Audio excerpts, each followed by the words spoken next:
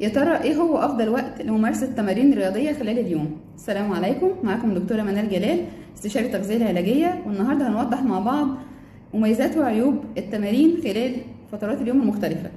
اول فتره الصبح بدري اللي هي بتكون قبل الفطار، ودي فتره مثاليه لزياده معدل الحرق، لان انا بحرق من مخزون الدهون اللي في الجسم، وكمان بتديني طاقة ونشاط على مدار اليوم. ولكن عيوبها ان بعض الناس مش متعودة تتمرن او تعمل مجهود قبل الفطار، وبالتالي بتحس بشوية دوخة او خمول. الفترة التانية بعد الاكل بساعتين، وتحديدا بعد الغداء، ودي بتكون الجسم فيها في قمة طاقته، ودي فترة كويسة جدا، وبتكون وقت مثالي لبناء العضلات وتحسين الاداء. ولكن عيبها لو وجبة الغداء تقيلة شوية ممكن نحس بخمول وعدم ارتياح في التمرين.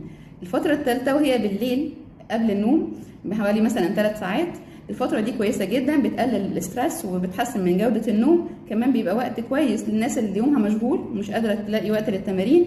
ولكن عيبها ان لو التمارين في الوقت ده بتكون عنيفة ممكن تأثر على جودة النوم او توقيت النوم بالنسبة لبعض الاشخاص. الخلاصة ان مش الوقت بتاع التمرين هو المهم ان يكون وقت مناسب لحضرتك ولطبيعة يومك علشان تقدر تستمر عليه. يعني التوقيت نفسه مش مهم، ولكن الاستمرارية على التمارين هي المهمة. اتمنى يكون فيديو افادكم. اشوفكم في فيديو جديد، مع السلامة.